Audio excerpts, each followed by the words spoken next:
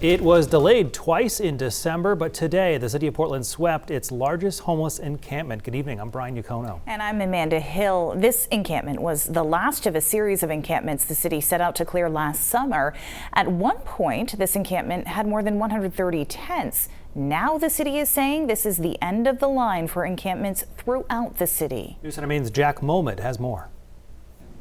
Over the last 12 months, the city of Portland has successfully swept 4 different large-scale homeless encampments within city limits. Many unhoused people telling us that they are frustrated and confused as to why the city keeps sweeping these encampments away. But now many people staying here have a choice. Will they form a new homeless encampment, or will they take the city's offer for shelter?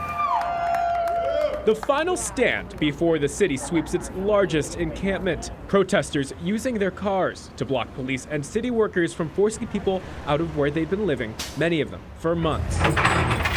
But those protests were short-lived. Cars were ticketed and towed, and soon, a sight we've seen nearly a half dozen times this past year. It's scary. It's emotional. It's kind of numbing.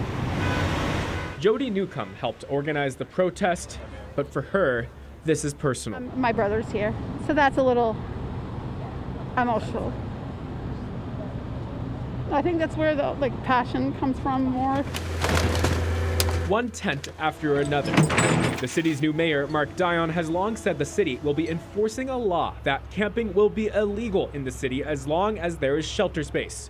The idea that these people are violating a camping ordinance is laughable.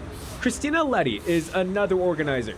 I think the city is really more concerned about optics than lives. They need to change the ordinance if they want to have the administration do something different. Tuesday morning, the city had 86 open beds. I think he's wrong.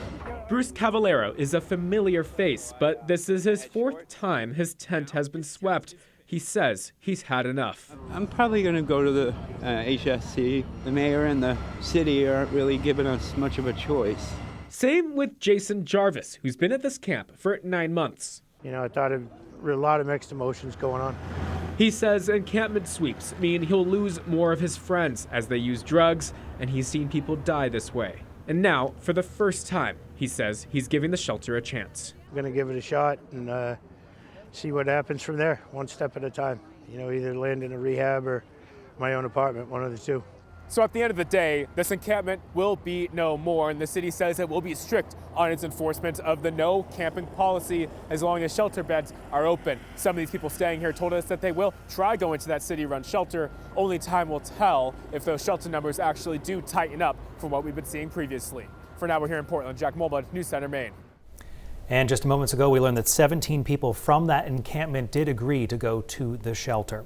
As Jack mentioned, that was the 4th encampment clearing in Portland in the last year. The first happened in May when the city cleared a large encampment along the Bayside Bike Trail near Trader Joe's. It effectively split the people in that camp into 2 groups. One of them stayed on Marginal Way at the Park and Ride on land owned by the state. Another camp formed on the Fore River Parkway near Mercy Hospital.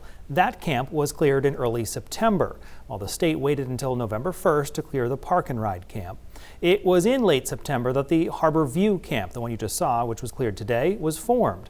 At one time, there were 130 tents at that site.